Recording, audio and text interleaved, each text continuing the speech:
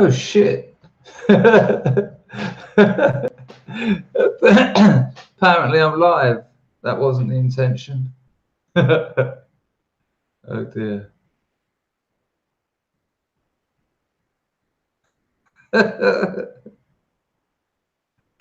Yeah, smash that like button, boy.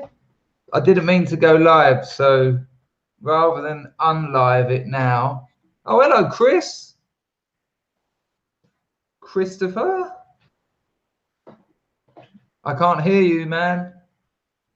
Nothing from you, Chris. Warski, I can't hear you. Oh, man.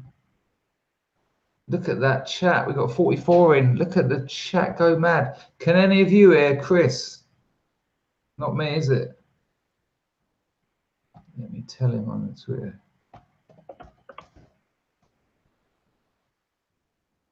Let me tell him on the Twitter. Don't know what to do. Hi, Elliot. Hi, Elliot. Hi, the War Kettle. Hi, the Angry Sloth. Hello, people. Look at that. The numbers are just beautiful. Hello, the Fashioner. Hello, Nikki. All right, Dustin. Hello, Alpha Fox. Hello, Corruption. No one can hear you, Wolski. If you can hear me, no one can hear you. Who else we got in here to say hello to? Hello, Alf. Hello, Shix. Hello, Rob. Carter. All right, Carter. There you go. Who else we got? We said that. Hello, you, Kipper. Hello, Amy. You know what that means, didn't you? Warski, what's happening? This isn't ideal. The fuck? Sorry about this, people. I'm sure we will achieve technical proficiency. Hello, keep it real. Hello, this discourse. Hi, with your naughty messages. Hello, loyal opposition. Hello, Paul. What's that you saying there, Paul? You're looking more healthy. I know. Look at that, a bit of colour. It's amazing what a bit of sun can do. I don't know what's happening to old War Sky. Where's he gone? He's gone.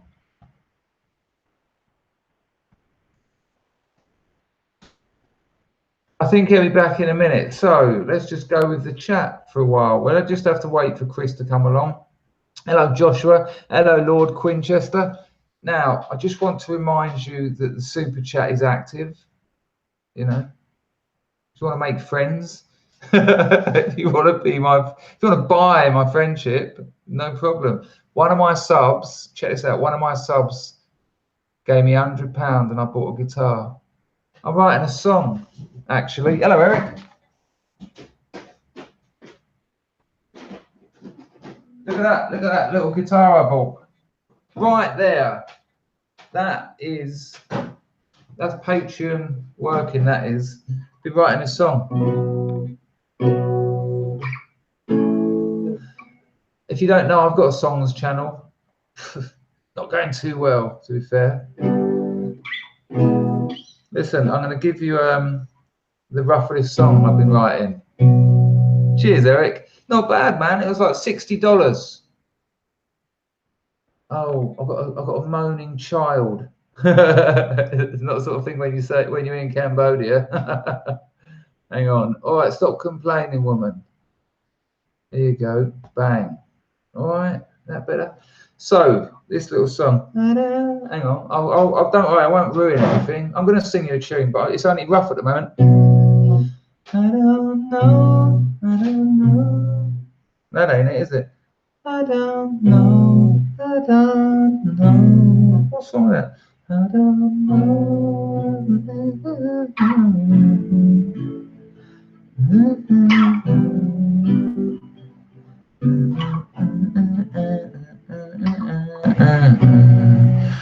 I don't know what the future holds for you.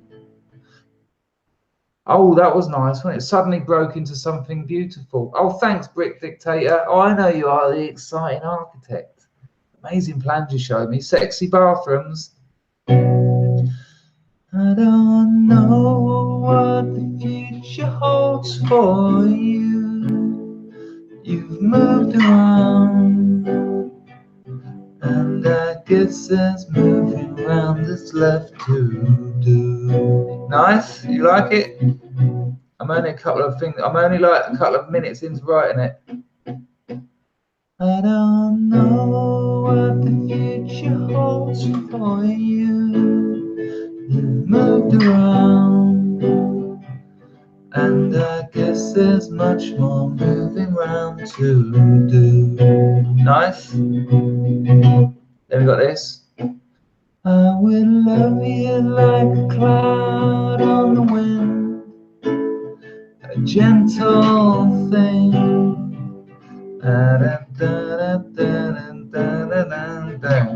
No lyrics for that bit. Then we go into the chorus.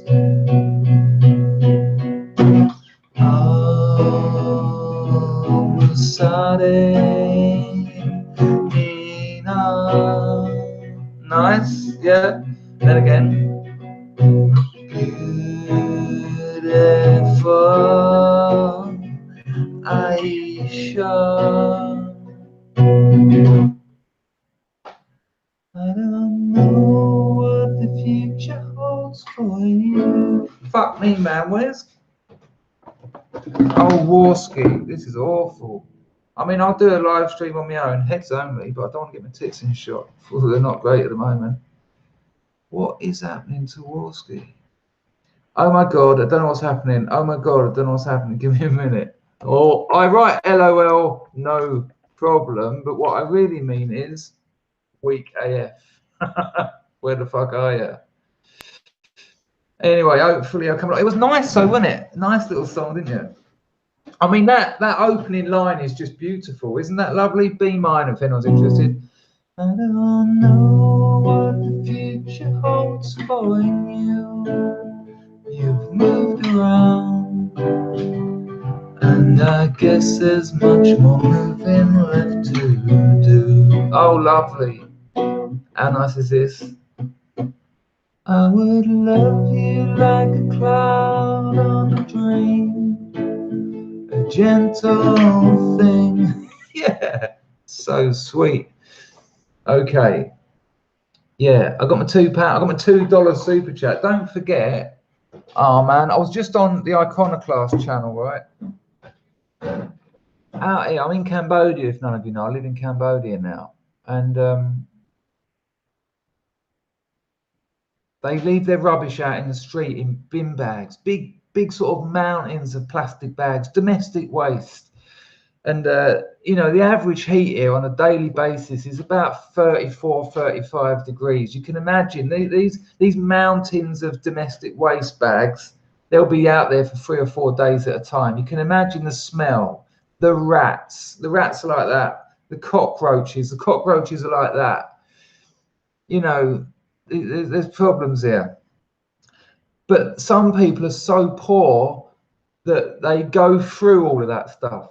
They turn up with like a wooden handcart, whole family, and I'm talking, you know, pensioners, 60, 70 years old, right down to the little toddlers, and they're climbing over this rubbish, opening the bags, going through everything, looking for anything recyclable, plastic bottles really, and they have these big nets, like fishing nets, of all the plastic bottles, and this net will be big enough to fill a room. It'll fill this room, and one of them will have that up on his back. You know, like, because it's so light but so massive, and it's crazy symbology. It's like Sisyphus, you know, this huge boulder of recyclables, and you know, tomorrow you're gonna have to do the same again and again and again.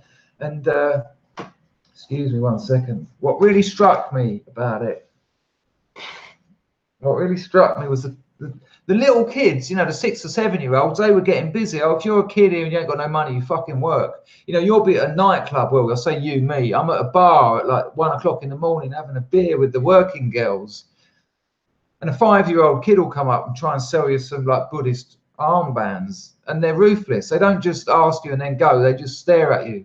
And they stare at you as you're putting your drink to your mouth. And they look at your watch and they look at your shoes. And, oh, they're letting you know they've got nothing. You can give them some money, of course, but what you're told is not to. I mean, it's weird. If you give the kids out begging like that money, the parents will send them out begging. If they're not getting any money, they're going to go to school. That's what you're told to believe. But you know, once you've dealt with some 4-year-old trying to sell you fucking condoms at 3 o'clock in the morning, you'll turn around and they'll be like a zombie. You know, just someone who's got no medical care and is dying of leprosy or something. Anyway, going back to these people whose jobs it is to get all the recycling out of these mountains of rubbish. The little kids, you know, 2.5, 3 years old, they're sitting in the gutters. And these gutters have got like water in them. You know, there's a drain there somewhere, and it hasn't rained for like 2 weeks, but it's just sit there, and it's, you know, you can imagine how rotten that water is. And the kids are just, the little toddlers are just scraping the mud out of it, and putting it on their skin, and they're just playing in dirty gutters. You know, when I hear people complaining about what they haven't got, when the government's dishing them out a few £100 a week on the benefits, and they get a house and they get healthcare and they get all this, and they're complaining that they're not looked after and that they haven't got opportunities, you can fuck off. You know, the pavements out in this city, there's hardly any room to walk because it's the market. That's the marketplace. You know, the hairdressers around Phnom Penh, some of the hairdressers are just a mirror on a wall, an awning, which is just a couple of sticks, just tree sticks, tied up with a bit of plastic to keep the sun off you, a pair of scissors and a comb. And you can sit down and get your hair cut for like, what is it? I think I probably pay 50 cents. That's that bloke's job. If he's not cutting any hair, he's not getting any money that day. They've got the rickshaws here. They've got the tuk-tuks and all that. A tuk-tuk is just a little moped with a little bit behind it to sit on. But here they've got the old ones where it's a push bike, the weirdest set of triangles you've ever seen, with a little bit at the front that you sit in, like some French colonial kind of, honestly, and they ride around behind you. You know, the driver's up behind you, sort of pedaling. And the traffic here is just madness. And what's mad about it is they've got rules, but they don't follow them all the time. If they just didn't follow them, there'd be maybe like a natural coming and understanding. If they did follow them, there'd be rules. But what they've got is a bit of both, so you never know when they're obeying the rules. You'll be waiting at a junction, and another car will just, fuck it, I'm driving, even though it's a red light, there's no one there. And then a scooter will come down the wrong side of the road and drive past the old Bill. You're like, what? The bloke that drove me halfway across town the other day, I needed to go to a supermarket, get some cleaning products for the kitchen. The geezer must have been about, at a low estimate, I'd say he was 65. He pedalled that bike 4 or 5 kilometers in the 35-degree heat. I gave him $5, right? $5, about £3.50 English. He wouldn't let me go. He waited. He made me wait till he could give me change. He only took 3 off me. The man has got no money. 65 years old. He pedalled me through hostile traffic with black fucking diesel fumes everywhere in the 35-degree heat, and refused to take an additional $2 off me. I'm having an interesting time here. It's not Thailand. Oh, it's not Thailand. I'm going to try and get across to Thailand for an holiday soon if anyone wants to give me some money. Oh, yeah, there's people in the chat saying I'm stingy. I tried to give it to him. I said, no, $5 good. He wouldn't have it. I mean, most of them will. They'll take the shirt off your back if you offer it to him, but he didn't not want it. Where the fuck is Warski? Let's have a look. Need a restart. Okay, he needs a restart. Well, in fairness, I think I'm doing pretty well on my own. But people asking about Thailand, I've got a 6-month visa here. My room costs 170 quid. As I said in the Iconoclast chat, a couple of my patrons said to me, I don't know about giving you $1 a month. You're out in all these tropical places. I've moved to a cheaper area. Mate, I've moved to a place where kids play in the gutter with the shit, where the bin bags are stacked up out in the street full of cockroaches. £177 a month I pay for this rent. I've moved to a cheaper area to save money as well. But anyway, the point is I've got a 6-month visa for here. Can't get that in Thailand. The longest you can work out in Thailand to stay there is about 8 weeks, which is what I usually do. Now, don't get me wrong. I'm going to burn out there after. If I don't get another 6-month extension on this, I'll go to Thailand for 8 weeks. Then I'll go across to Vietnam for 8 weeks and hopefully come back here and get a further extension. I might be able to get a further. Thank you, Angry Sloth, for £2. The Angry Sloth says, if Warski don't come on, invite Kate Smurthwaite. Well, no. But yeah, an interesting place. You know what? One thing I would say to people, younger people, the older people already will know what I'm about to say is correct. But travel, get about, go other places, see it. You know, and I don't mean fucking Margate or the Costa del Sol. Go out of your comfort zone. You know, I've been to Phnom Penh before, but only for overnight. I've been to Cambodia 8 times. I could show you my passport and all my Cambodian, you know, visa on arrivals. But I spent one night in the city and zoomed down to the beach. Lovely, wonderful, all made for tourists, clean as you look, well, cleaner. So when I committed to Cambodia, I didn't know what it'd be like to live here, and it's proving quite tricky, proving tough. Which is all right, don't get me wrong, I'll do it, I'll adapt. And knowing that is something I like about myself, and there's not a lot. Difficult here. You know, I'm already in my second property, because the first one, it was full of cockroaches and rats. You could hear them scratching around the ceiling at night. I lifted my pillow up, there's a spider as big as your hand. Every single person I spoke to, the first thing they said was, they said, are you on the ground floor? And I was like, yeah, oh yeah, you won't get away with that. I'm on the 3rd floor now. I ain't seen one. Thank fuck for that. I was a bit gutted because I love that property as well. But nah, man, I'm not a fan of insects. And the roaches were like that. You'd hear them hissing, fucking hissing. And people back home are writing to me like, oh, how's it going out in paradise? I'll be like running away from cockroaches going, yeah, no, it's all right, it's all right. Nah, man, dramas. You know what? I was talking to the old working girls the other day down in one of the brothels in town, one of the girly bars. They're working 12-hour shifts, 7 days a week, 12 hours. And at the end of the month, their basic is $250. Think about that money. As far as I can work out from looking at various statistics, the average monthly wage of an average Khmer working a 10-hour shift 6 days a week, 60 hours a week, 6 days, 10 hours, is about $300 a month.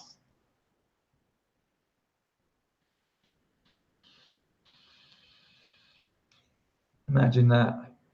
We're up to 104 people in the chat. That's amazing. I've got a little calculator here and I put it in. I work that out. Oh, it says many people will be happy by the end of the hour. Look at that. Warski is 19 minutes late. Nice bloke though, Chris. It'd be interesting to talk to him. What amazing changes his life has had. 109. Press the like, click the like, thumbs up. I'm so amateur. Press the like, click the like, do the thumbs up. He's talking to me. It's okay. It's okay. Hang on, I'm just talking to Warskus.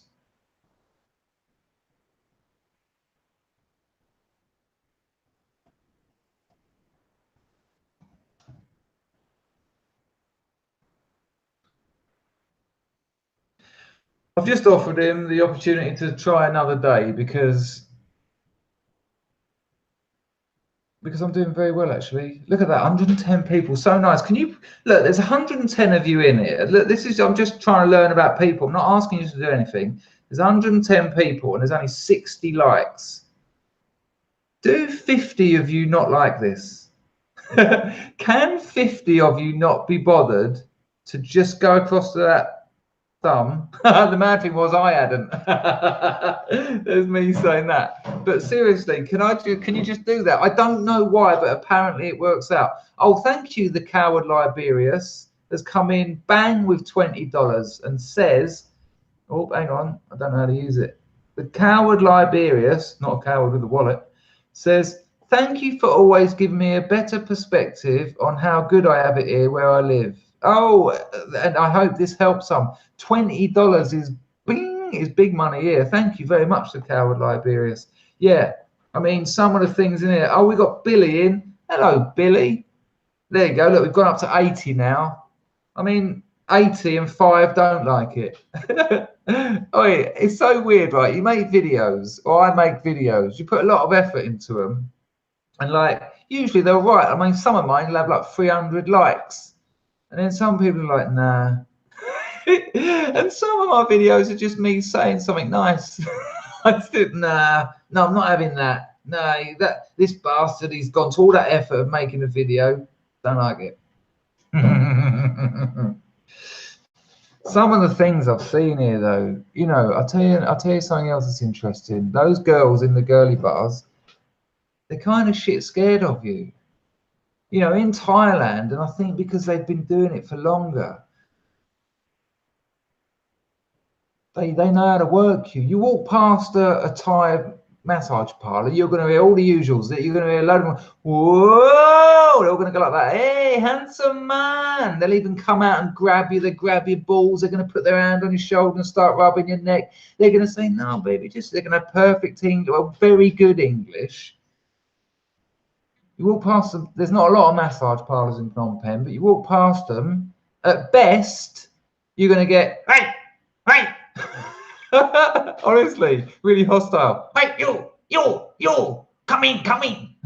Fucking hell.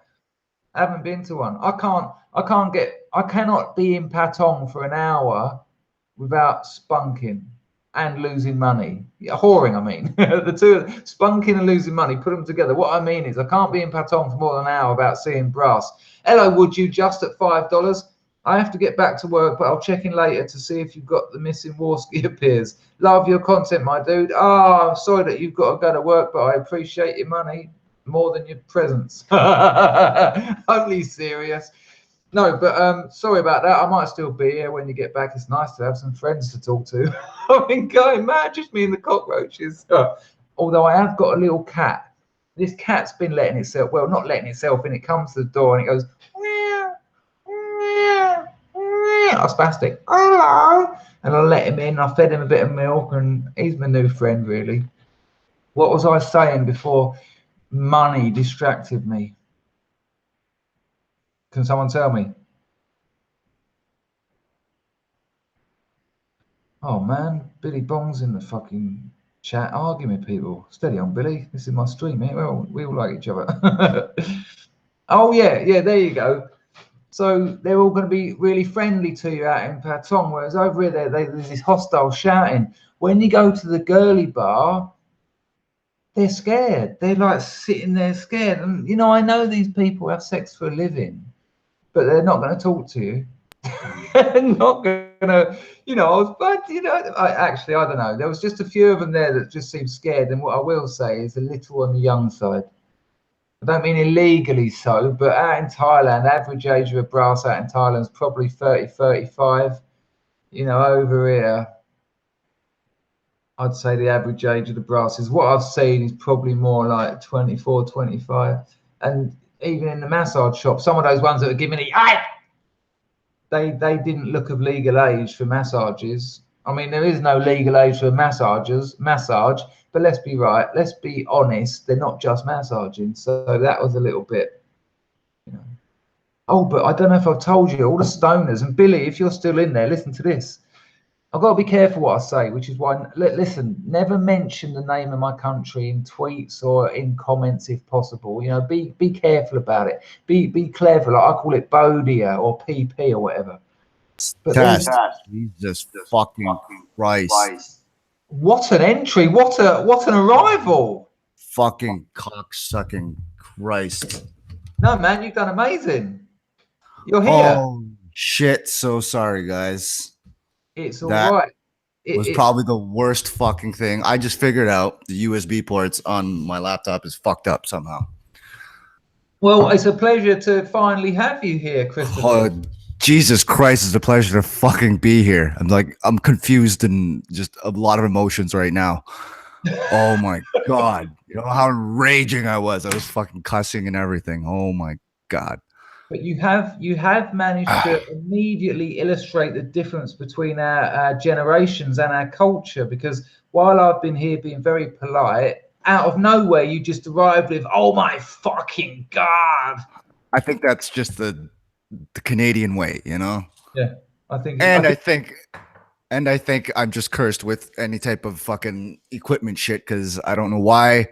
Every time we ran Warski shit, it never worked. Here I am without Andy, and it still fucks up. So it kind of points the finger, doesn't it? yeah, that's right. I think I'm just cursed. So I don't fucking know. Everything's all connected fine, and it just chose not to go. So apologies for the slight delay, but I'm finally here. It's an Okay, absolute pleasure to have you. I'm going to just finish my little bit of this story do it and then up. I'm going to introduce you. The point being, basically, there's weed caps in PP. You can go and get a bottle of Coke and ask for a joint, and they bring it over, they light it for you, you smoke it, and it's going to cost you $2. And then you can walk home past the armed guards at the crossroads with their fully automatic weapons staring at you. Right. That's that story. Ladies and gentlemen, what an absolute pleasure. Better late than never. He's here. If you don't know, this is Chris Warski. He still is part of the duo that is Chris and Andy Warski. Got to YouTube prominence, what can we say, a year ago, was it, when you sort of blew the fuck up, or 2 years ago? The Trump election, basically. It's almost 2 years ago. Yeah. There you go, riding on the coattails of Trump. They got absolutely massive, which I found amazing for two talentless teenagers. And just recently, you might have noticed, just recently, you'd probably noticed that Chris here, the Oriental portion of the Warskis, has seemed to have taken a back seat. And I wanted to just talk to him and see what that's all about. So, Chris, what's going on, man? Fuck, man. As you can see from my disappearance with Andy, oh god damn, my dog's going nuts. God damn it, dog's going nuts. Fuck, man. I've been chilling, doing some other things because the Warski Live has gone off on this really interesting, I guess you could say, narrative in the whole scheme of things and how it developed. I guess I was watching you on the Iconoclast just about an hour or so ago, and I think a coach was on or something. But anyways, the how it all developed is now it's turned into this alt-right thing, and everyone's like, "Oh, alt-right, da, da, da, da." And I gotta say, and just for the record too, I'm just personally myself bored and sick of the politics, and not in the fact that I don't want to talk about it every single fucking day, but it's like, shit's gotten so bad even in Europe, and I just can't believe that it's still getting worse. And I feel like I've said as much as I could possibly fucking say, because you see how everything's developing, and you guys are talking about it with all the drugs and the no-go zones in Sweden and shit in UK as well. I'm just like, at what point? I mean, I've said this before when we were big. At what point do we have to be like, all right, let's fucking stop this and let's change this? And I can't believe that we're still saying the same goddamn message and it's still getting worse. So I was in it for the comedy, but now it's like, all right, I've made all the jokes. I feel like I've made all the jokes I can about it. And I'm like, all right, well, why aren't we fixing this shit? Okay, that's very interesting. I almost feel like you've dropped some gossip there, Chris. I never expected that to be the response. I mean, when you're engaged in politics or news or journalism, whatever, you need to take breaks, man, because it's hard work. It's sad. It's upsetting. That's right. No one's looking for news that isn't, because no one's interested in that. No one wants to know good news. I mean, you find me a YouTube channel that talks about good things that are going on. No one's watching it. Well, that's right. So you're kind of dealing in a negative currency. That's right. It got to the point where you're like, hang on. How old are you? I'm 30. Right. Oh, interesting times. Yeah, that's right. I'm just It's like you're neither young nor old anymore. That's right. Well, I mean, it's you're getting past the young stuff and like you kind of just go fuck this as you get older and older and older and you know things that would make sense to me. I'm like, this is how it is, and then you watch the rest of the world not doing that, and I'm like, well, like there's only so much I can do before I'm like, all right, well, fuck this because this is goddamn retarded, and no matter what you do, like, I mean, I stepped back out of everything, and like just the other week. I'll go back and I'll look at like guys like Roaming Millennial or Matt Christensen and all that. And like they're saying all the same stuff too. And, you know, kudos to them. I personally couldn't do it because I'm just like, it's the same fucking thing. And I don't know when the hell it's going to end. Is it going to end? Like, the politics is just going to keep going on. So, like you said, you need a break from this stuff. And I don't know. Andy and I got big for, and I've been telling some people because everyone's been asking, where are you, Chris? Where are you, Chris? So I'm like, Andy and I got big for doing improv on fucking stupid shit. We would just see politics, we'll riff on it. We pressed the camera button, record for like 20 minutes, and we would just review the story. He'd say a joke, then I'd make a joke, and we just keep going back and forth, punch for punch, and then we'd edit it. And if you were to watch the raw footage of it, it's slow at times. You're like, well, that didn't hit. That joke sucked. That was fucking dumb. And we're like, all right, we're not putting that in. So it was just like 20 minutes of us riffing on something, cut it down, put it together, and just the funniest shit. And that's why it blew up. So it was just us doing improv on stuff, basically. And I like acting. I watch Whose Line Is It Anyways? Love that fucking show. But it was just doing improv. And after I'm done making the joke on it, then that's it. And then we did Warski Live every single goddamn day on politics. And I'm like, all right, how many times can I call SJW stupid? That's it.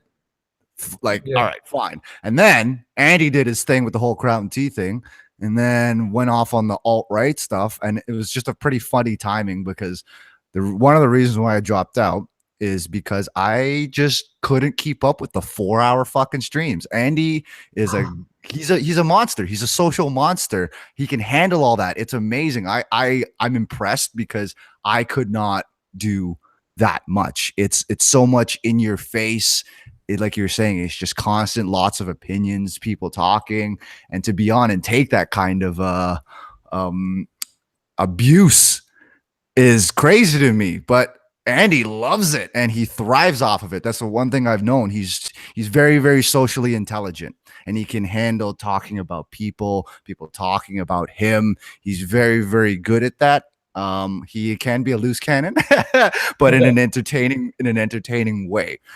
So when everyone's like, "Oh, Chris, what are you doing?" Oh, they're talking about the alt-right, he's supporting alt-right. I was just like, yeah, I don't give a shit, because that's at least somewhere interesting. I'm done with SJWs.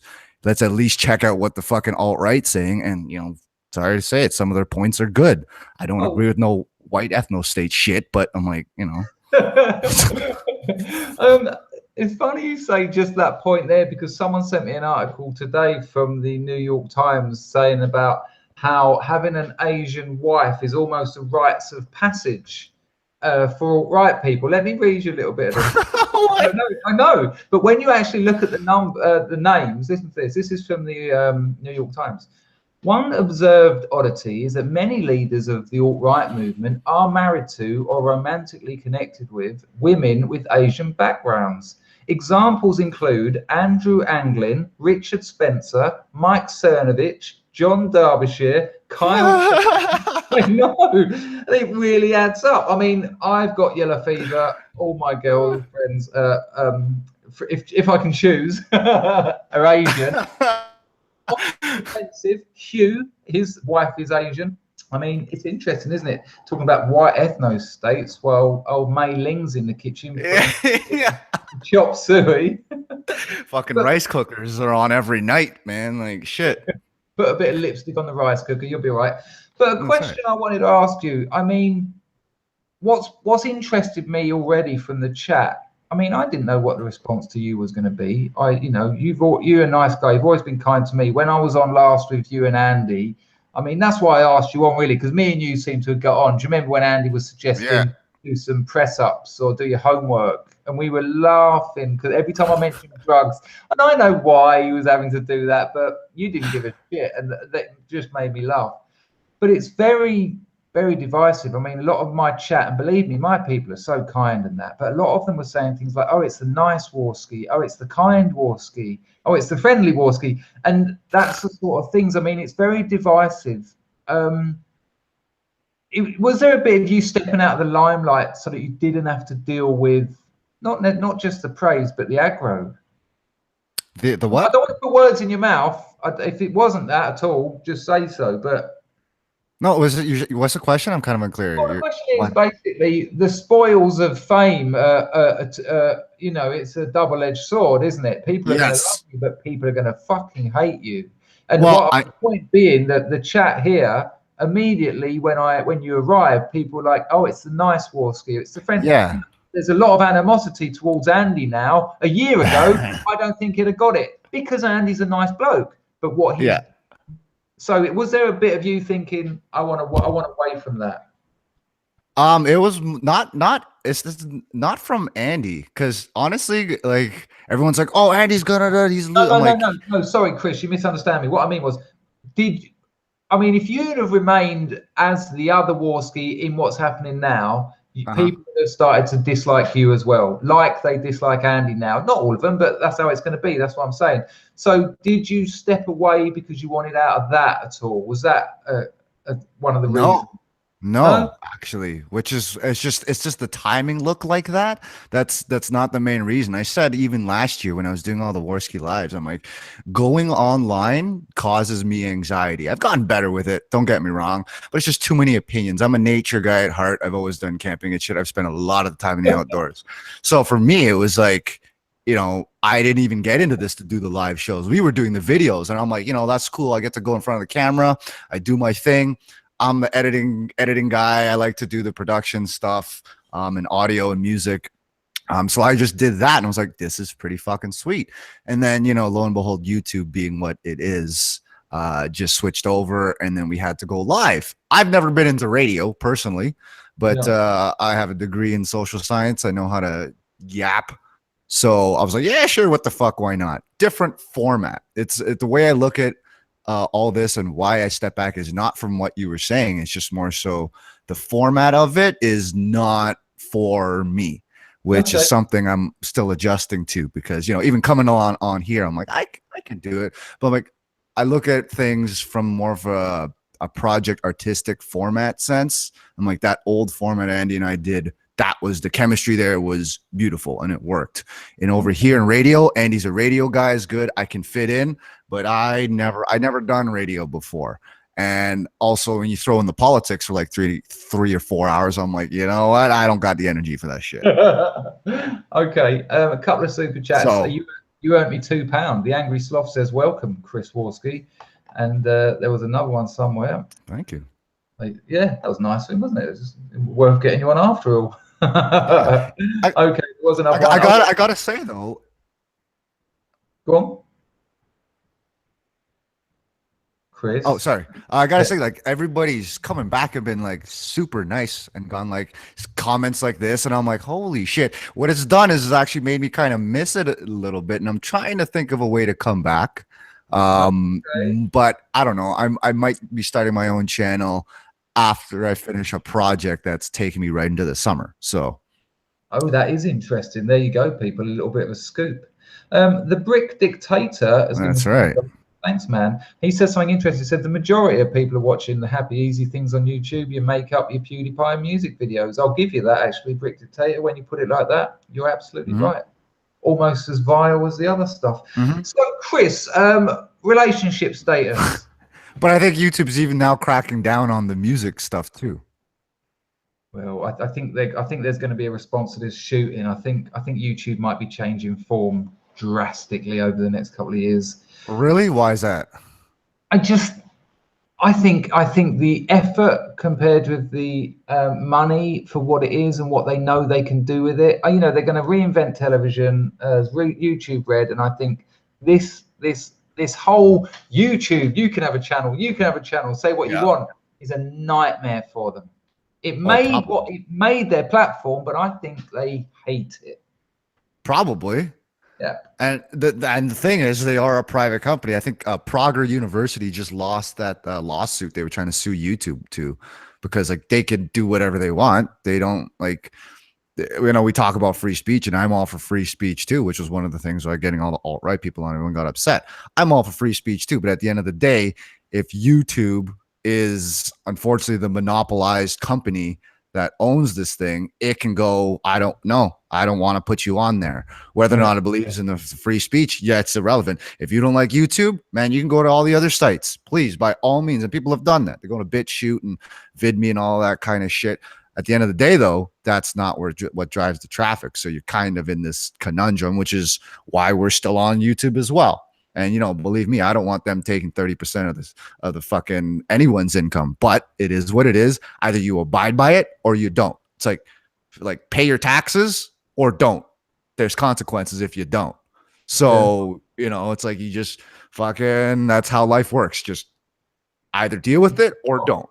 I mean, I never got on YouTube to make money, and the little I do make has changed my life. I mean, the little I do make is how I managed to take a pay cut and live out here now, and you know, that's through YouTube. It's incredible. I mean, there's a load of shit with it, but it's the same with the people who sell me toothpaste. There's problems with that company as well. You know, I don't know. It's complicated. Well, but actually, it's not complicated. It's very simple, and you just summed it up. They're a private business. They offer a service. That's right. That's right. It's like you don't, if you like it or you don't. We can go over pros and cons all fucking day. We're going to arrive at the same conclusion. Either you deal with it or you find another fucking job. That's just what it is. So that same thing. If like this is a job, right? You're getting paid. Andy's getting paid, and this is what you do. It's either that or you can go work a 9 to 5 at a grocery store. Anything. Like that's it. Your choice, man. So, you know, deal with the consequences. That's like to me going, oh, why should I have to pay taxes? I'm like, well, you fucking live in this country, right? You got to pay the taxes. So simple. Sorry, go on. No. That's just my round. You're right. Would Captain Frog's legs mean anything to you? No, what's that? Someone super chatted and they said Chris Warski is bigger than Captain Frog's legs. I thought it might have been an in joke. It's just proper off the wall.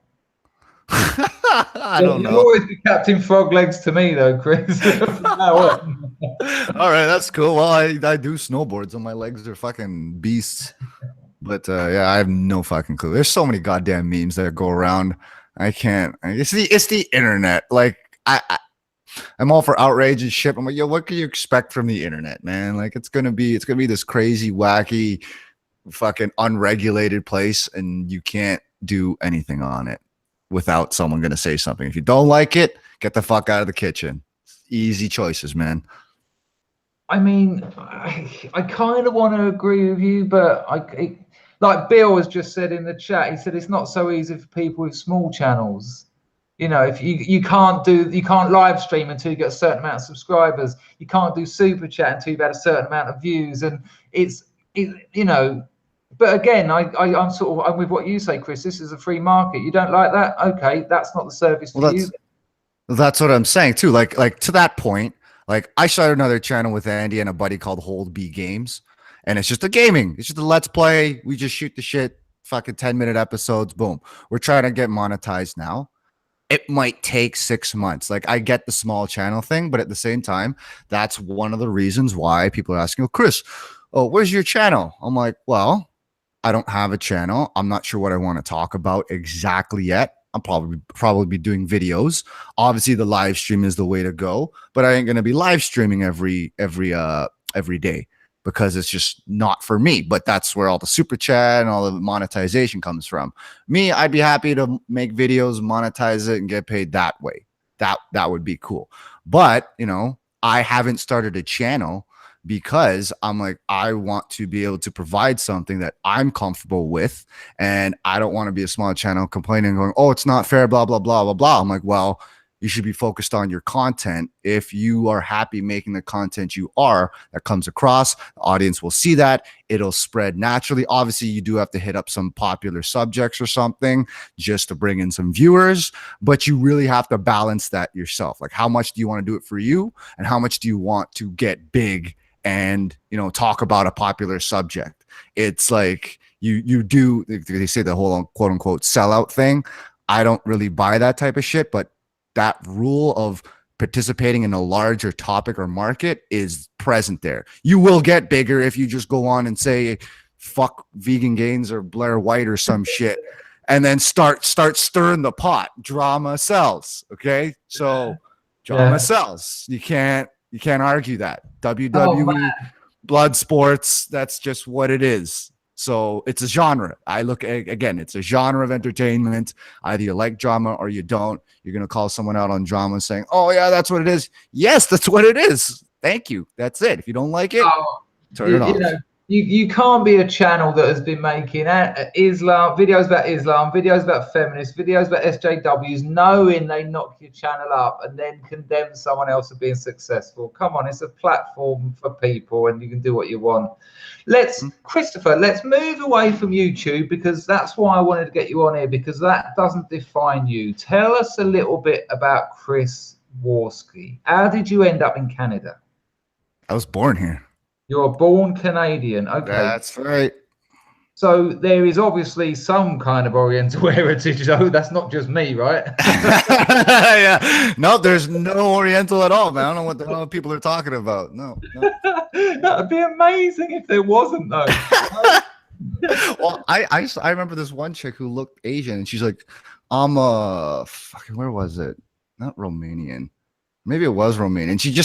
She had eyes, legit, like an Asian. And I'm like, you're not Asian? I was just shocked. I was like, should I rethink maybe trying to ask her out on a date? This was years ago. And I'm like, what the oh, okay. I was really just taken aback. But yes, I am Asian. My mom's from Hong Kong. She immigrated here, did the whole, I guess, baby boomer thing. Coming here, she was lived in an apartment, a small apartment with 7 other siblings and two parents. So it, you know, poverty levels basically. But she came over here because Hong Kong was, it's better now, but it's still overpopulated. But she came over here for that, and and I met my dad at school, and was fucking born here. That's it. So while I'm Asian and whatnot, I still say I'm Canadian because I grew up in a multicultural society. Sure. No, there was no fucking racism anywhere. That's why all this shit in America, we're like, yo, I don't know, things are getting along fine up here until now. Like, don't get me wrong, there's shit going on in Canada now, but I don't know. I grew up in a multicultural society where I just didn't give a shit about things. But you had no experience of racism growing up? No, it was fine, man. Elementary school, we had all kinds of kids, blacks, Asians, fucking Middle Easterns, and not a damn thing about race. Yeah. Even in our whole place there, in our whole we live in Mississauga, in case anyone wants to know. Nothing. There's been no issues of racism. In fact, I think 2000s to like 2010, I thought racism was dead. Like, legit. It was going well, wasn't it? Yeah. That's right. It was going well. I'm like, man, I don't see nothing. Everything is fine over here. I can't say the same for America. There are obviously places that could still be completely racist, and I'm like, hey, you guys need to tone that shit down. But I don't know. Up here is like, you know, that's fine. However, you've even got people like what's his name, Lil Wayne, is it? You know, American television, and he said, I haven't got that experience of life. Now, I don't know where he comes from, where he lives or whatever, but he's a black man in America. I think we can say that. Yeah. You know, I haven't got that wrong, have I? And he said, you know, he tells a story of when he shot himself, and he said the white police knew there was guns. First thing he done was pick me up and took me to hospital. Now, that one anecdote doesn't say there's not racism, but they didn't let him have it, did they? I saw him on 2 TV shows having to defend his own experience. Well, that's what I'm saying. It's these people, it's your Black Lives Matters and that, which continually go on saying, oh, you're negating my lived experience. When your lived experience goes against their narrative, they won't let you have it. I know. Yeah, insane. doesn't make any fucking sense, because then I'm just like, you know what? Like, I still don't understand why we need to all continuously look at things through race. It's immediately Yeah. black man, black man. I'm like, I've never thought like that. And I don't see why we continue need to. If the black community is like, we need help and funding for schools and educations. Okay, let's take a look at the funding. What is it that not there? Okay, sure, I'm down. I'll send some of my taxes to that. Definitely, I agree. The natives up here in Canada need help. Holy shit, they're getting fucked. And I'm like, why aren't we putting taxes to that? I don't I don't care. I expect to give them the same access to healthcare that I would get, because I could walk into a hospital and fucking get surgery up here in Canada for free. Why can't the native? It doesn't fucking matter to me. So why are they getting fucked? I don't know. Well, let's just help them. But it's funny how the conversation will not move to that. Like, why isn't we talking about the funding? We need a school here. All right, what's the first step in getting the fucking school there? But it doesn't go there. It just goes back to like, oh, you did this and you did that. And I'm like, it's just like politics is like a bunch of adults trying, or a bunch of adults who are acting like kids trying to make things work. But you got so many opinions coming at you that it just gets muddled and it just gets blurry, and then the process slows down. That's what politics is. I've come to accept, and we need leaders. I've just come to accept. It's just how it goes. I mean, fucking, do you know who Rob Ford is? No. He was a mayor in Toronto at the time, but this guy was like, he'll speak patois. He was a white dude. He didn't give a fuck. He exposed Toronto for like all the perks and benefits that employees get. He's like, free pass to the zoo, free pass here, free. It's like, why aren't those people paying for those services? Right? Just like anyone else. And I'm like, cool. And he was controversial for that. The media dug up on the fact that he did like coke and shit and before in the past. Oh, and then I know the bloke now. Now you say that.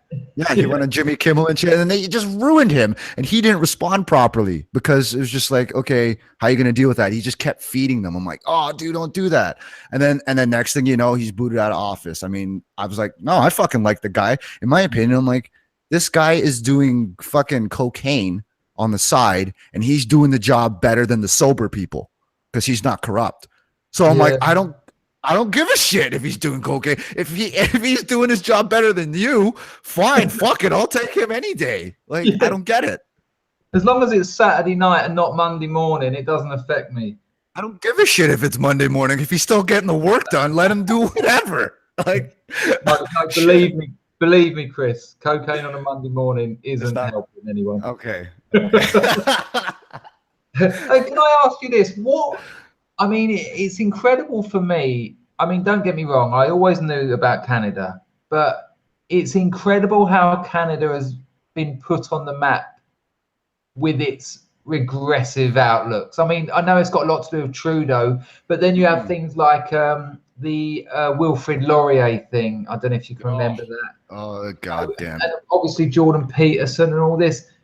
I mean, England is cucked. We've got Dankula getting convicted for a joke. We've got the banging all our kids, and I'm embarrassed for England. Yeah, so I'm embarrassed for you guys too. I'm like, geez, you guys, in my opinion, you guys are worse right now than we are because there's fucking acid attacks and shit happening. Fair enough. Yeah, fair enough. Go ahead.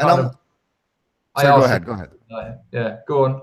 But I'm just like at a certain point, like, I'm not trying to sound racist or anything, but I'm just like, at a certain point, you got to be like, I can't help everyone. Like, it's just, I want to, but it's just not a plausible thing in the existence of humanity. You will not be able to help every single person. Like, a country needs to be able to take care of itself. I've referenced the Dalai Lama, and this guy said that shit like way back when, before all this race stuff came on. He's like, when does let's say, I can't remember what it was. Oh, are we good? Still good? Yeah. Back. Okay. I was just, the Dalai Lama was like, what if you let all these Arabs into Germany, and this is him saying it, you guys can go look it up. He's like, if you let all them into Germany, when does Germany get to be Germany? Or now is it this? And swap in whatever countries you want. He has a point. I'm like, when does a country and people get to be their own people without, at a certain point, you got to step up and be like, okay, I want to protect my own culture. Or you're black, white, whatever the hell. I don't remember the last time I heard white people going, we got to protect our culture, because they didn't need to, right? Yeah. Now they do. I'm like, that's the same thing as having the oil people moving onto a native land. You can't blame them for being like, oh, I want to protect the culture. You know, that's exactly what it is. So, You know what? What's one of the really interesting thing? The recent refugee crisis, the Islamification of the UK, whatever you want to call it. One thing it has done, it has solidified the working class British's attitude towards previous migrants. Like you used to hear a lot of bad stuff said about the Indians. You used to, and by Indians I mean like the Indian subcontinent, not Red Indians.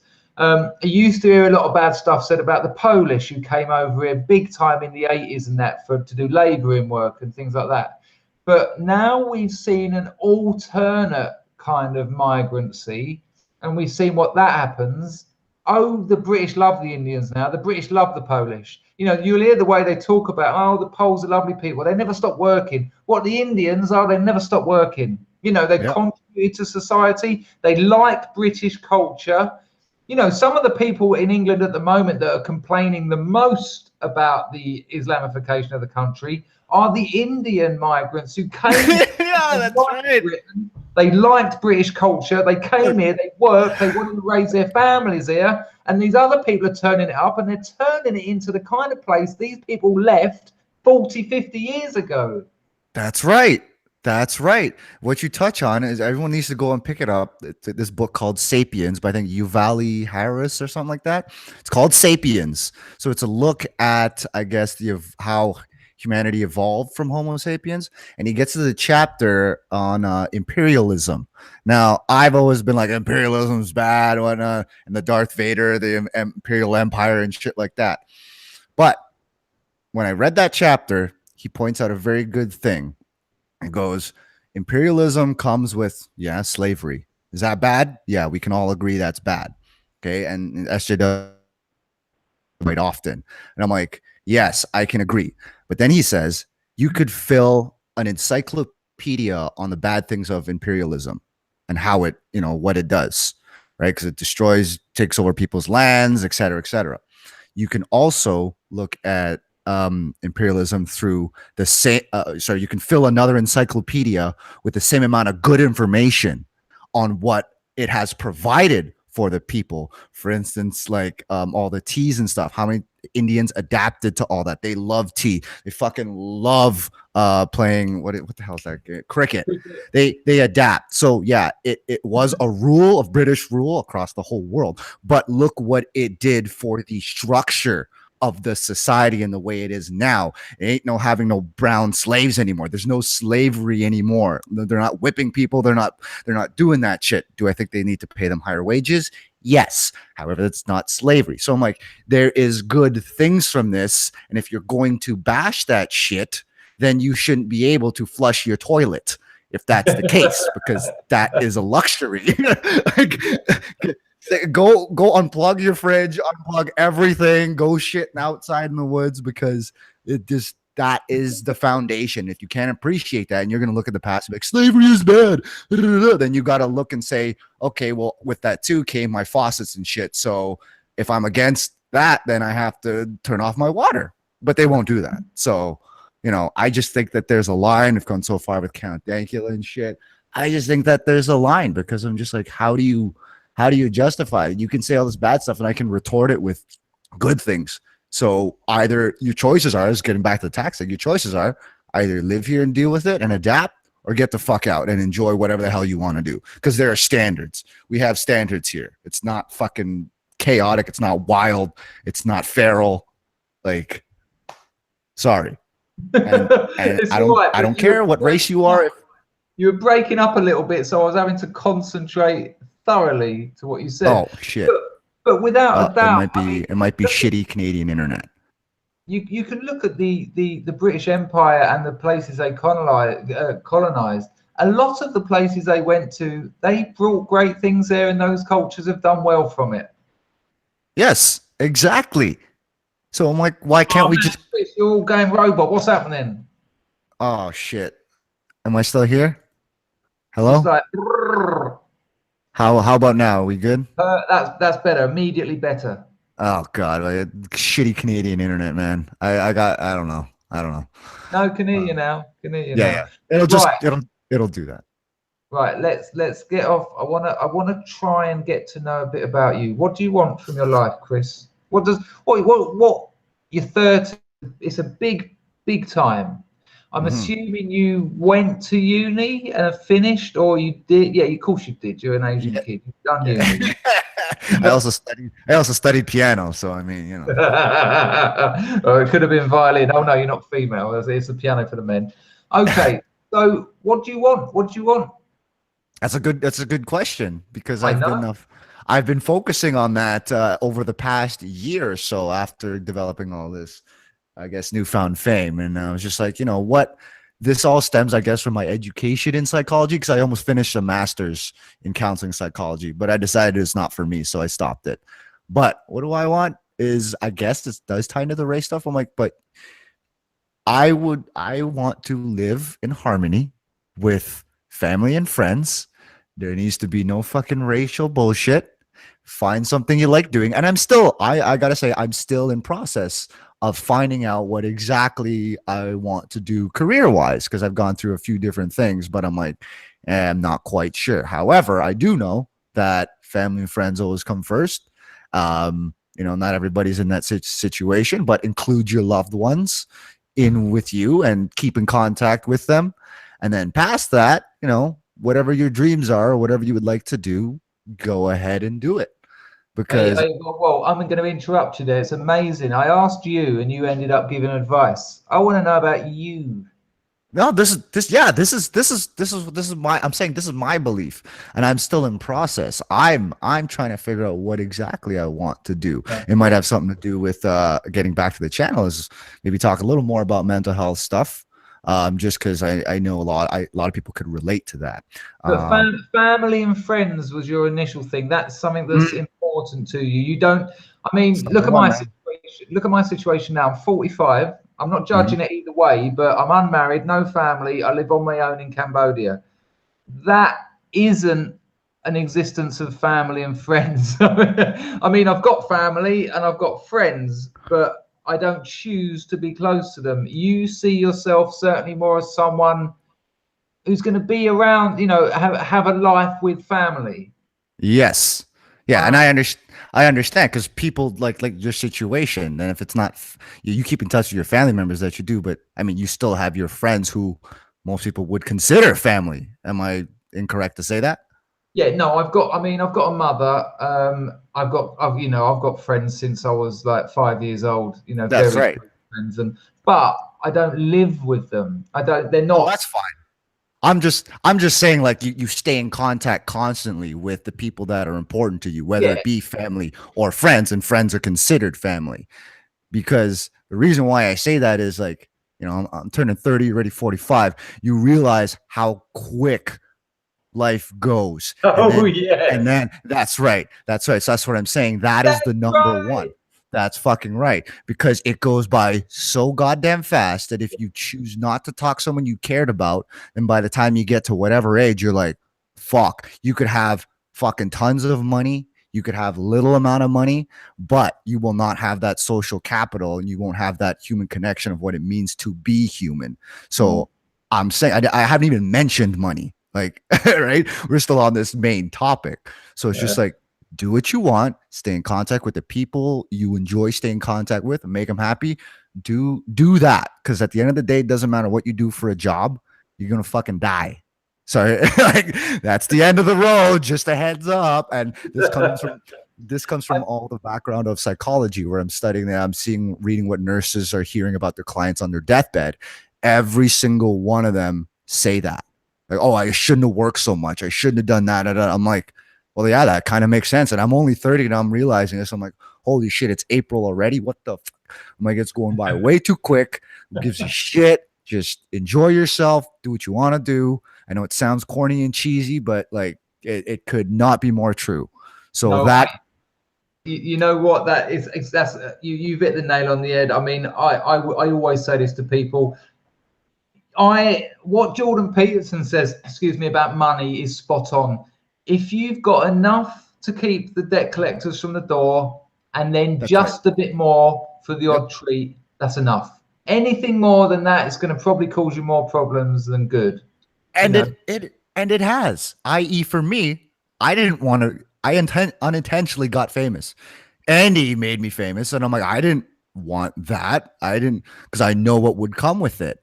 And Yeah. there's an old good story too that I like to reference. There's it's like the fisherman, local fisherman from, like, a third world country, whatever. He'll go out, fish just enough what he can, spend all day, go to the market, sell it, give it to enough for his family and some friends, have a good time, have a few drinks, you know what I mean? Laugh with your friends. And then in comes like the capitalist investor come along and sees this and goes, if you stay out on the water for an extra, like, 2 to 5 hours a day, you could catch more fish. And he's like, okay, cool. And then what? And then take that fish and then we'll bring it to the big market in the city. We'll sell more so you can make more money. And he's like, okay. And then we can get another boat to go out and get some more fish at another place. He goes, uh-huh. And we'll make this a brand. And then what happens after that? And then we can have a big multinational company catching fish and selling it in different locations. He's like, okay. He's like, and then what? And then we'll be able to have so much money that you can just spend with your family and friends and ask for drinks. And he just kind of looked at him and went, it's funny you're laughing, right? Because he's just like, well, why do I need to go in that gigantic fucking circle if I'm doing that now? Yeah, it's brilliant. It's brilliant. It reminds me, there's a lovely book, John Steinbeck, the American realist. He wrote a book called The Pearl. I think it's Steinbeck. And there's this couple, and he's a pearl diver. They dive down, they dig up pearls and they sell them. And they get the biggest pearl in the world, the one that's going to change their lives. Oh, Yeah. and does it change their lives? Yeah. Yeah. That's right. And that's right. What's interesting, Chris, is as we're saying this, you're 30, I'm 45. There's people in the chat like Chrissy, love you, Chrissy, but she's like, I'll still take the burden, I'll take the money. You boys are silly. And I know people cannot conceive of it. I got a friend, she's 19, and she was talking about winning the lottery, and I said to her, it would ruin your life. And she can't. Now, it might not. Let's have that right. It might not, but I think it almost certainly would, and I know her. And she cannot conceive of it because of the culture, the society she's grown up in. The idea of loads of money and then celebrity and fame and all the stuff that tends to come around, it can only get better. Let me give you a little example. Look, she's still saying it. I know you're playing devil's advocate, Chrissy. She's a bit bullshit. But, like my mate, he became a famous comedian. He was on telly. It's all he wanted to do. He was on telly. He was touring with a very, very famous comedian. I've got to be careful. I don't want to say it because you'll see where this goes. His first 6 months of fame, he was arrested and charged with rape, which he did not do. Oh, yeah. It was only because of his new status that it even happened. It was only because of his new status that he got charged. And yeah, wow. That was the start of his life. And then even the comedy, people were there just to see his famous face, not even his jokes. And it was immediately damaging to his life. Of course. And that's what happens. Like, that's a career path, and you have to be okay with that. Much in the same way, one of the reasons too I didn't like to go down, this is just the opposite end of the spectrum. It's not I guess art creative, but it's counseling. I got advice from people who have been in the field for a long time. They're like, get ready to go to court. I'm like, what? Get ready to go to court? You're going to experience that. A client you're going to see is going to do something, and you're going to have to come and go to court and show up and testify. I'm like, yo, this job is already stressful. And I had to say to myself, I'm like, that is what I have to be okay with or not, because that's what it is. And that's just what happens. So, if that's just one of the cons of being, I guess, a comedian or a star. Look at Louis C.K., perfect recent example. The guy's a fucking genius. Like, as soon as something happened, haven't heard of him. Yeah. Right? You know what? I asked someone the other day, a couple of my comedian friends. I'd done stand up in England for 10 years, and I said to him, "Is Louis just gone now? Is that it?" And they were like, "Yeah, we think so. Yeah, it's over." Yeah. Yeah. Well, he'll probably come back, but like after he's done all the legal stuff and all that gets put out. By the way, what up, Billy Bong? Haven't talked to him in a while. Yeah, lovely lad, Billy. I'm Yeah, beating you no. on the subs at the moment, though, Bill. Okay, so But let's focus on that about that money. Yeah, the comedian, Australian comedian Jim Jeffries, pretty good. I mean, I'm not a great fan. He got famous because someone walked up on stage and punched him out cold, and it was videoed. But when I saw him at the Edinburgh Festival in 2015, he was an alcoholic, a real alcoholic. He was on stage. He had 2 pints of beer in his fingers while he was holding the mic. And he said, I wake up, I shit blood in the night. He said, I'm an alcoholic. And yeah, the audience responded like you just did. They didn't know whether to laugh or what's going on here. And he went, what do you mean you should be laughing? That's fucking hilarious. You're shitting blood in that. he just sort of said, yeah, no joke. That's what I've become. And he went, when I first came to the Edinburgh Festival 10 years ago, on the flight over from Australia, I just wanted to perform stand-up comedy in England. That's all I wanted. He said, and I did. He said, and I performed to 3 people on my first night.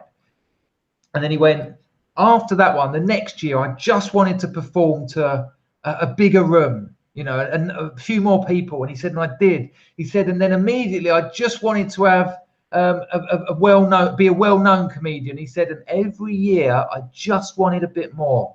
And he said, I didn't get to enjoy any of the successes on the way because I just wanted more. He said, and then I wanted a sellout show. He went, and I've got it. He went, but I'm too drunk to even know about it. He went, because I want a bit more. He said, then I've got the porn star wife. He said, but that weren't enough. So I needed a porn star threesome. He said, I've now got an HBO TV series. And he went, and I just want a bit more. And it was fucking sad to hear. And he said, nowhere in my whole career have I been able to sit down, say, well done, Jim, you've achieved something. It's always been about getting more. And it was fucking heartbreaking. And that's now we've entered the realm of psychology, which is what I studied. And it's funny because if that is your primary motive to get a little bit more, keep your pants on, Chris. God damn it. I was on video and I was pulling the fucking like, this is not the type of stream. We're not doing that. All right. That's on X videos. But it's funny. It's funny how it's now we enter the realm of psychology. It's like it's funny you asked me that. Like, what do you want? You're asking me. And I'm like, that's my response because I've thought a lot about it. I've gone through a lot of experiences. I mean, I got the fame. I could make money. It's not an issue.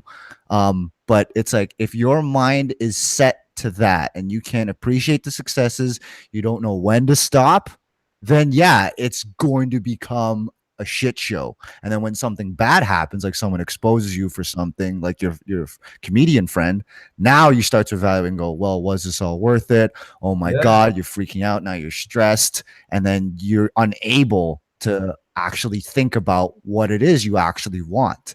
So, controlling your wants and your needs, or not needs, controlling your wants. Your needs are your needs, basic needs, but your wants is what will fuck you up. Because if you have everything, then what are you going to pursue? Why don't you just be content with what you have and go have a couple drinks with your buds? Even if you're not alcoholic, you don't want to drink, fine, go out and have some fun with your friends. Because like I said, that's it. Your money don't follow you to your grave. That's all you get, Yeah, for sure. I mean, there's a sense of deferred gratification. If you're not allowing yourself to enjoy your achievements because you want more, you're trying to fill a hole. You're hoping that the fame is going to make you happy or this is going to make you happy. I've got a couple of super chats, but they're relevant to what we're saying, both from the same bloke. He's keeping me going here. But the Brick Dictator, he said there's no crying on YouTube, which is nice. But his other point is getting more money has made me more happy. And I understand that. And likewise, but again, enough. There is enough. And it's the same as what I was just saying about Jim Jeffries' fame. There's enough, there's enough money. And I remember once when my first company was doing really well, I got pretty good at internet marketing, copywriting, and a Oh yeah. bloke invited me to be a partner in his advertising and marketing company. And he said, you'll be looking at $750,000 annual kind of salary. Mm-hmm. And I was buzzing, and I went out drinking with my mates, and I was going, fuck, because I studied art, Chris, which basically means I took drugs and had sex for 6 years. And to suddenly land this job in a partner in a London already established advertising company. And one of my mates took me aside and he went, whoa, whoa, whoa, whoa, whoa. He went, when was the last time you woke up at 8 o'clock in the morning and got a tube to a studio? And I was like, what? He went, well, think about it. You're going to be having to deal with clients, go to meetings, do this. And I've never done anything like that. And I thought long and hard and I blew it out. I thankfully blew it out because That's right.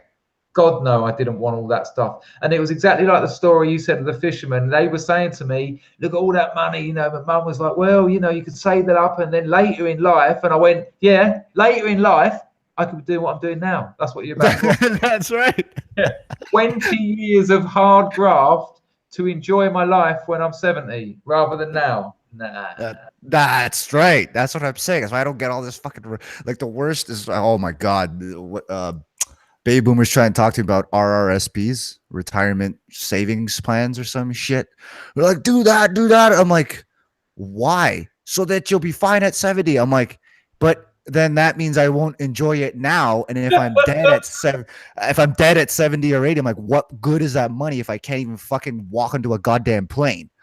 Like, what? You tell me then. What am I gonna do? I've stacked some money. I can't get out of my house because my back hurts and shit. No, I'm gonna do it. I'm gonna do it now, and I'll maybe save $50 for later. And then if I don't have enough, then I'll just fucking die. Because guess what? Y'all gonna die. It always comes back to that. So sorry, fuck it. I'm gonna do it now and enjoy it. Too bad. Don't talk to me about fucking RRSPs. I'm like, yeah, I'm gonna get taxed on it, so I lose even more money. Fuck you. But anyways, don't get me wrong. Money is important. You do need a certain amount, but it's how much do you go? All right, that's enough. You go out and spend, blow your load on a night by all means. I'm not telling you not to. Enjoy the fuck out of it, but then chill the fuck out because then it's not worth it. And with all that work and shit yet you have to do, you don't get to see your family. You don't have time to enjoy it because all your time's spent working. And it's like, no, not for me. Maybe it's for some other people. People have different personalities, but to me, I'm like, fuck that noise. Yeah, no, the one thing that you've got in very short supply is time, and work will take time off you. I just want to respond to someone in the chat, and this isn't a criticism. I like it when people in the chat disagree with me, but one lad said in here somewhere, he said, and this is obviously in reference to what I was saying about the advertising job. He said, instead, he spent 20 years a smackhead.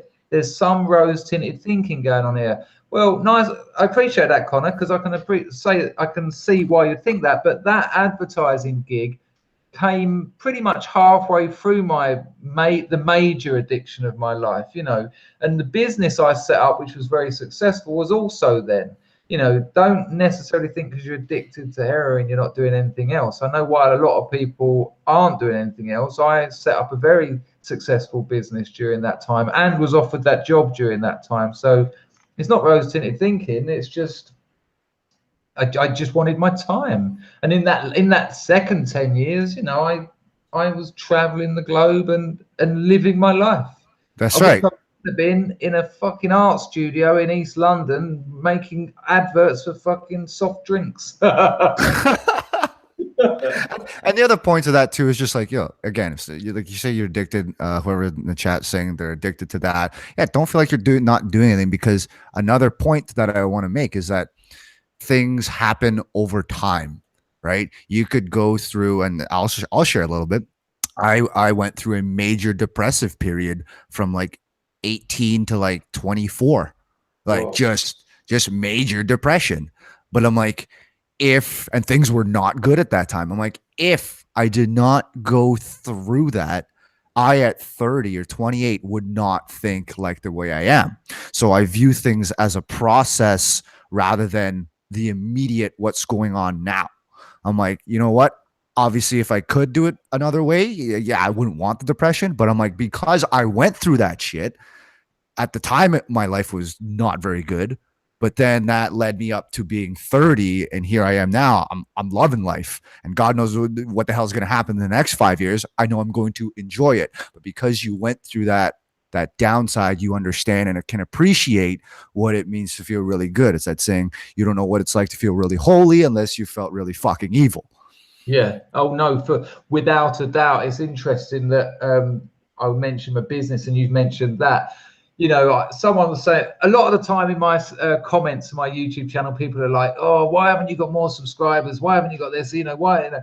And I'm like, in my early 20s, I was living on the street. I had a dog on a bit of string. I had a schizophrenic girlfriend. I was being chased around the country by crack dealers who I owed hundreds of thousands of pounds to. My mum was in absolute bits. I had nothing. I was having to steal, and I was playing an acoustic guitar in winter in Paynton. You don't know Paynton, but you don't want to know Paynton. I had fuck all. When I got my business together, enough to keep the debt collectors from the door and a little bit more to go on holiday occasionally, to be able to buy a guitar, to be able to eat a lobster every sort of few months.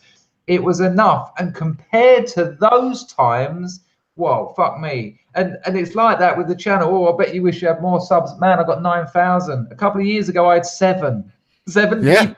but the thing is, like, again, process, right? You had that 7, and now look where you at. How much fucking subs are you at now? I don't even know. Nearly 9,000. I'm over the moon. Honestly, There you go.